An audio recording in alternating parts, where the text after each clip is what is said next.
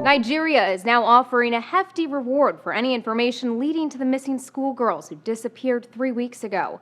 But even if Nigeria can figure out where they are, how long will it be before they're rescued? Some analysts say it could take years, if not longer. You might remember Joseph Kony, the Ugandan rebel leader and subject of this viral video.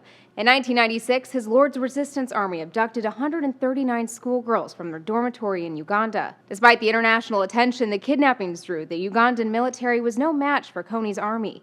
It was another 13 years before the last of the girls returned to Uganda.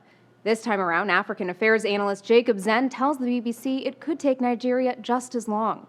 Boko Haram is likely using the girls as human shields and keeping them in their camps, which will prevent the Nigerian Air Force from bombing those camps. It's believed the group is holding the girls somewhere in Chibok, a town in the country's sparsely populated northeast.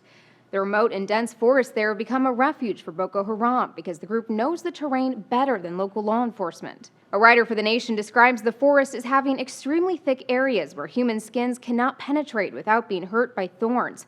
Boko Haram insurgents, he says, are the masters of the savannah. By some accounts, the Nigerian army is mobilized to raid the Sambisa Forest, but the fear is confronting the group in its forest hideout might further endanger the girls. The intermediary believes it still could, but the group has warned him that any attempt at this stage by the Nigerian military to intervene will result in the deaths of these girls. That's what happened 2 years ago when Nigerian jihadist militants kidnapped 2 British and Italian contract workers. The kidnappers posted this video warning the men would be killed if the state intervened. Nigerian and British armed forces did launch a rescue operation and the 2 workers were murdered. According to CNN, parents are afraid the same could happen to their girls.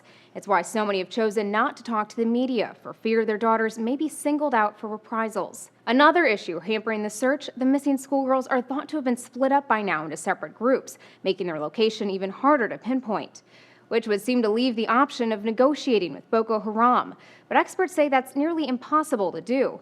As a writer for The Washington Post explains, Boko Haram's zeal and disorganized tactical structure make dialogue with the government difficult. But as is the case for insurgencies elsewhere, the efforts of local interlocutors may be the best hope for a peaceful resolution. In the meantime, the group continues to terrorize the nation.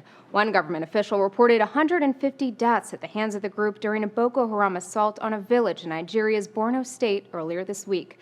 For Newsy, I'm Elizabeth Hagedorn. Multiple sources, a broader view.